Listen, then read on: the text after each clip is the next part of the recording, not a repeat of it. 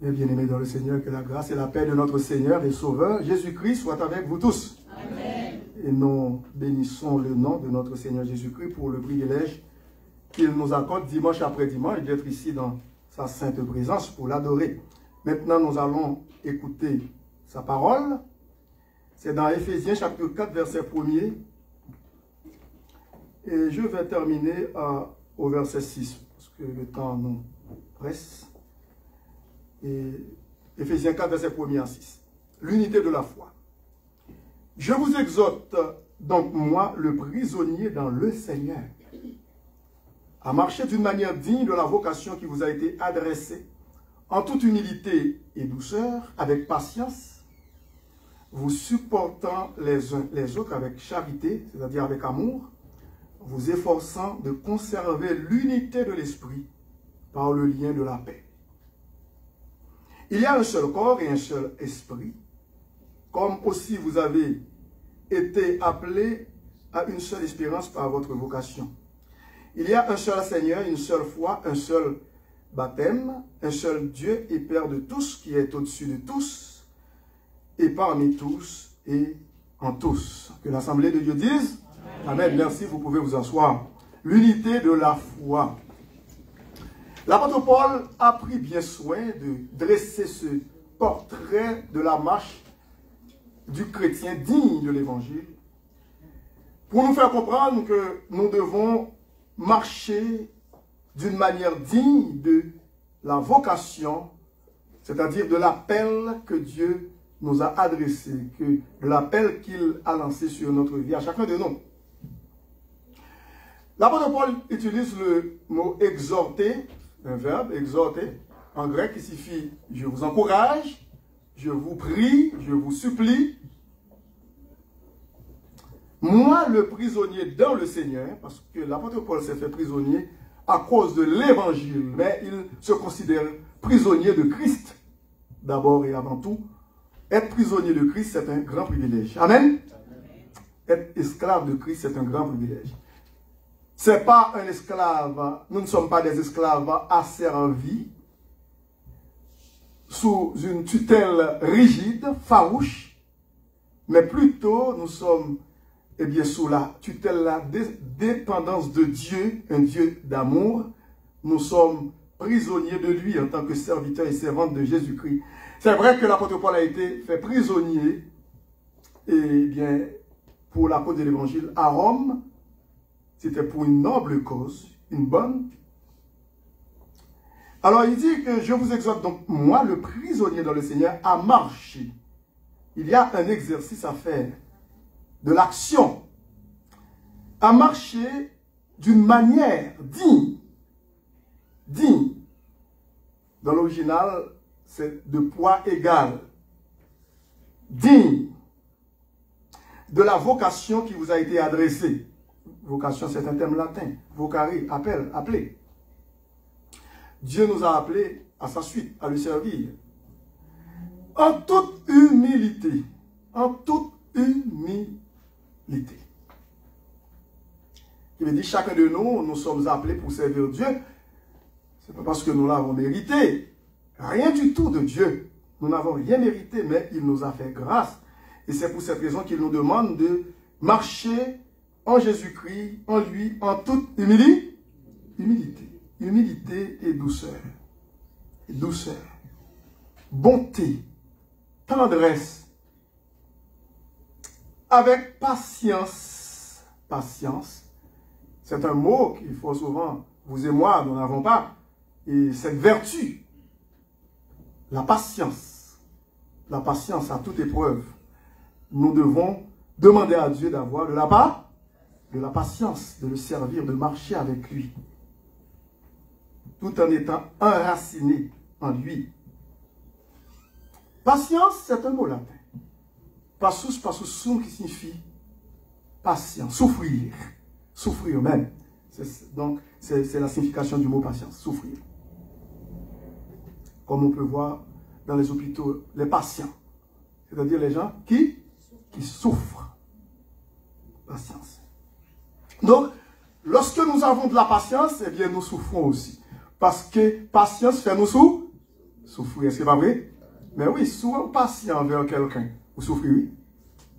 Parce qu'il faut ou accepter gens que lié, ça faut souffrir. Alors, c'est tout à fait normal. Donc, c'est pas pour cette raison que la parole de Dieu dit, eh bien, nous devons marcher en Jésus-Christ, nous devons servir en toute humilité et douceur, avec patience. Vous connaissez mon patience là? Son bagage que tout homme a besoin. Patience. Et il y a une expression qui dit, trop pressé, pas fait que ça. Je l'ouvris. Ça prend la patience. Dans le couple, ça prend la patience. Dans la vie quotidienne, ça prend la patience. Et dans notre vie professionnelle et puis scolaire, hein, ça prend la patience. À l'église, ça prend la patience. Dans la société, ça prend la patience.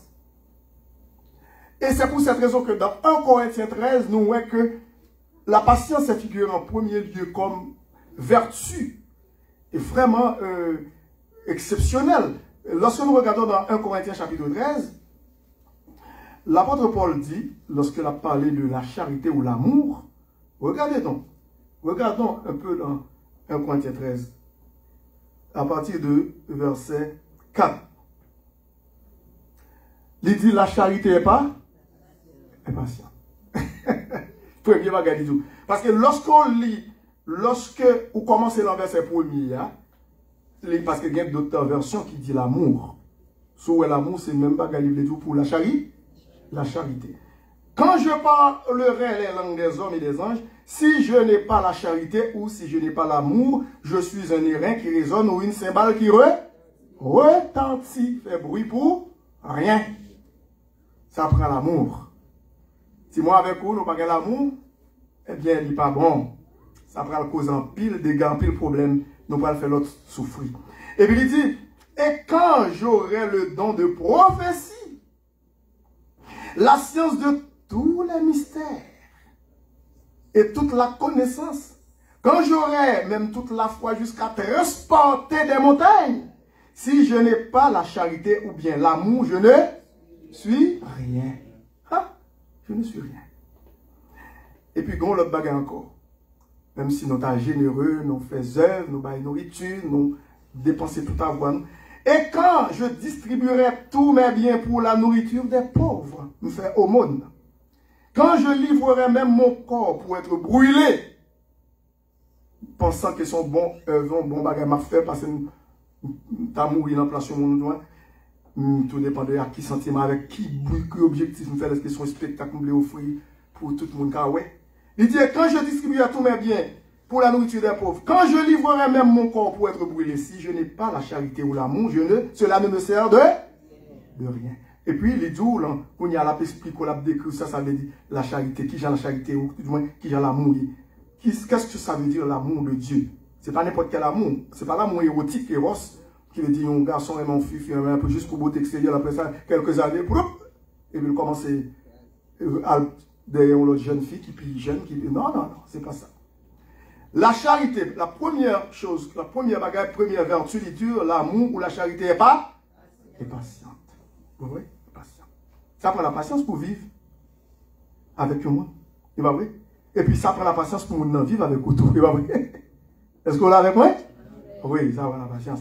Alors, dans la marche quotidienne avec le Seigneur, nous, les enfants de Dieu, ça prend la patience pour nous accepter l'autre, pour nous vivre avec l'autre.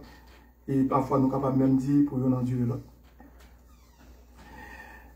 Donc, ici, le mot patience, il dit le verset 2 dans Éphésiens 4, nous allons tourner dans Éphésiens chapitre 4, et là, verset 2, il dit en toute humilité et douceur avec patience. Et puis, il dit, vous supportant les uns les autres avec qui ça? Avec charité. Charité, ça prend la charité ou l'amour pour nous supporter l'autre. Nous supporter l'autre, c'est parce que nous aimons l'autre. Si moi, avec moi, on vraiment avec l'amour de Dieu, pas avec l'amour, comme parce qu'il y a plusieurs façons de dire aimer en grec. Il y a philios, il y a eros, il y a et qui j'ai encore agapé, l'amour agapé, il y a d'autres encore.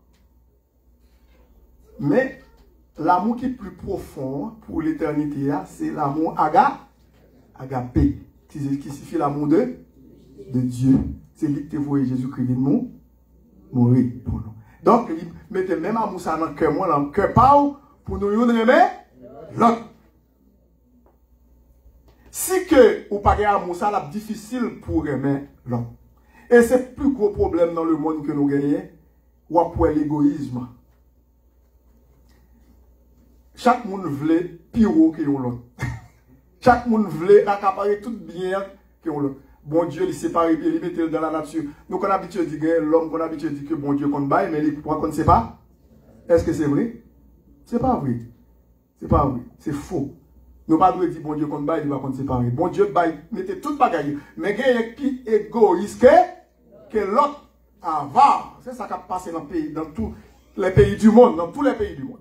Ou après les inégalités sociales criantes. C'est impensable, c'est incompréhensible, c'est inconcevable pour un multimilliardaire et puis l'autre là, bourre, pas qu'à venir pour la vie. Est-ce qu'on l'a avec moi? Est-ce que ça c'est l'amour ça? Non. Mais nous disons bon Dieu merci, nous-mêmes qui avons l'amour de Dieu dans la vie, nous ne pas capables de faire ça. Parce que ça fait que nous mal. Pour nous, nous avons tout à voir ça dans nous et puis l'autre, il a crevé de faim, il n'y a rien. Et c'est pour cette raison la parole de Dieu m'a dit nous pour nous avoir l'amour pour l'autre. C'est pas vrai? Si vous possédez tel bagage, vous ne pouvez pas mais ouais frère, la posséder le tout. Est-ce que vous l'avez avec moi? Vous va dire avec vous ça? Ben oui. Et si que vous avez c'est vous bel auto, vous n'avez pas frère la belle auto, vous avez tout en son l'autre, on dit bagage tout en langage, en mal? Est-ce que vous l'avez avec moi? Si bon Dieu fait grâce, bon, une belle maison, pas tant mais que ou une famille, on joue à prier pour bon Dieu une maison, pour retirer quoi dans appartement. Est-ce qu'on l'a avec moi? Mais c'est ça l'amour. Ou t'as même fait publicité, mais une plus belle maison que le ça va aller. Ça va utile. Bon, nous allons quitter you. Nous allons quitter you. Bon, pour que ça tout problème ça dans le pays natal noir? Tout c'est pour l'argent, égoïste. Pouvoir. Nous allons quitter you. Moi, j'ai un mourir là. Mourir, quitter tout. Mais moi, avec vous qui petit bon Dieu, nous allons quitter tout. Tout. Mais l'amour, lui, est éternel. Et c'est pour cette raison que nous devons tout faire, tout effort pour nous servir bon Dieu dans l'amour, dans la communion fraternelle, dans l'unité de la foi. Et il dit nous, il y a un effort qui doit être fait parce que dans verset 3, il dit vous efforçant de conserver l'unité de l'esprit par le lien de la paix. Et pour quelle raison que il dit pour nous faire effort ça? Alors là, il dit nous faire effort ça, pas parce que c'est nous-mêmes pour contre nous et qu'a fait effort. Parce que l'aide du Saint-Esprit nous aide à, et le Saint-Esprit nous aide aussi dans cette démarche-là. Et puis il dit, dans verset 4, il y a un seul corps, le corps de Christ. Nous sommes un seul corps, il pas vrai? Nous sommes un seul corps et un seul esprit. Nous sommes habités par un seul esprit. Nous sommes un seul corps. Si vous côté pas doué gagner l'amour, c'est dans l'église, c'est pas vrai? Parce que nous sommes enfants de Dieu. Nous sommes habités par le même esprit. Et puis il dit, comme aussi vous avez été appelés à une seule esprit, parce que nous tous prenons le même côté. Est-ce que c'est en Haïti où nous tous prenons le même côté ou du moins sur l'autre côté où aller? Vous comprenez qui bon aller? Moi, avec vous qui bon? Voilà. Nous tous prenons le même côté. Pas de chicane, non. Pas de problème, non. Parce que nous prenons le même côté. C'est un côté de paix, de sérénité. L'amour envahit le palais céleste. Il y a un seul corps et un seul esprit, comme aussi vous avez été appelés à une seule espérance. C'est ça notre espérance, la gloire éternelle dans le ciel. Par votre vocation, par notre appel de Jésus-Christ. Et puis le verset 5, il dit, il y a un seul Seigneur. Dans le texte, ça, vous êtes capable de découvrir 7 composantes fondamentales pour que vie nous capable d'une vie spirituelle épanouie, merveilleuse pour le Seigneur. 7 vérités fondamentales. 7 composantes fondamentales. Parce qu'il dit tout, dans le verset 4 là, Regardez bien. Dans verset 4 à 6, il dit il y a un seul corps. Ça fait 1. Il dit et un seul esprit. Ça fait qui ça? 2. Et puis il dit comme vous avez été appelés à une seule espérance, ça fait combien? 3. Pas votre vocation. Il y a un seul Seigneur, ça fait combien? 4. Une seule foi, ça fait 5. Un seul baptême, hein?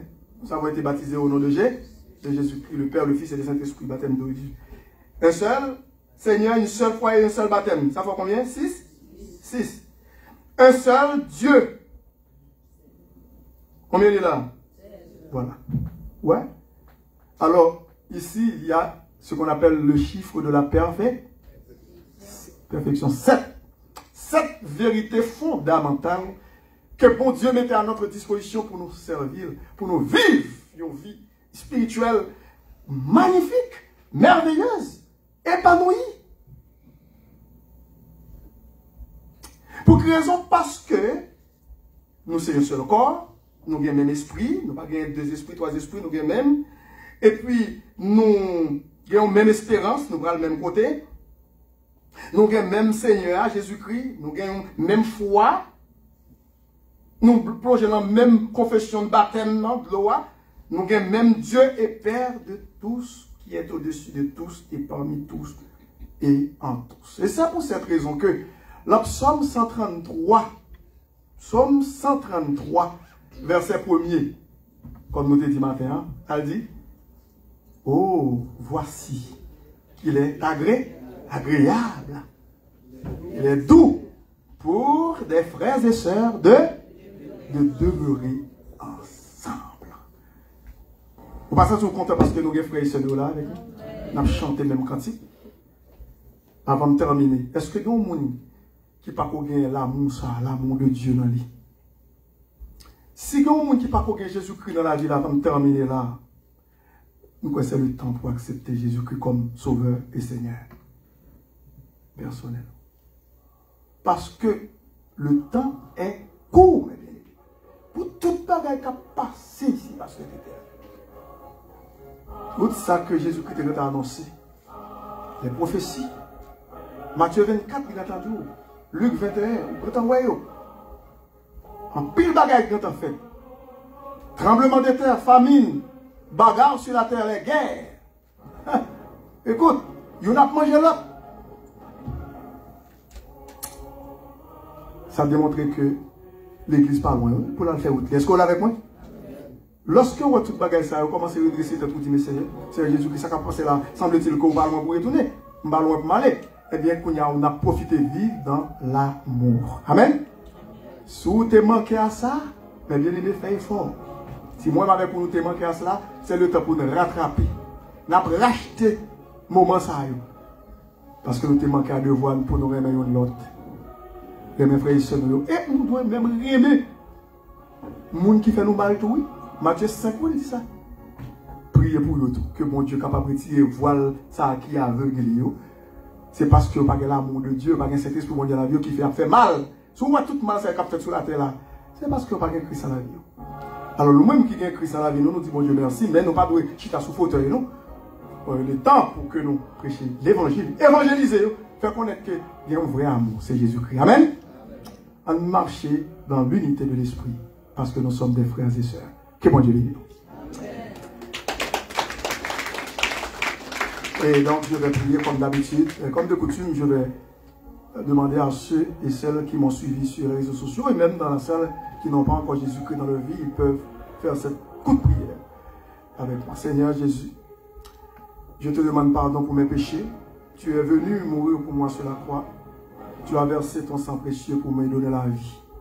Maintenant, je te reçois dans mon cœur comme mon sauveur, Seigneur personnel. Je te demande pardon pour mon incrédulité, ma rébellion contre toi. Maintenant, je te reçois dans mon cœur. Entre dans ma vie. Fais de moi un enfant de Dieu par ton Saint-Esprit pour l'éternité. Amen. Alors, cette prière que vous venez de faire avec moi, si vous êtes sincère, sachez bien que vous êtes devenu enfant de Dieu pour l'éternité. Que le Seigneur vous bénisse. C'était votre serviteur, pasteur Jean, le verteur jeune, qui vous dit au revoir et à la prochaine. Merci.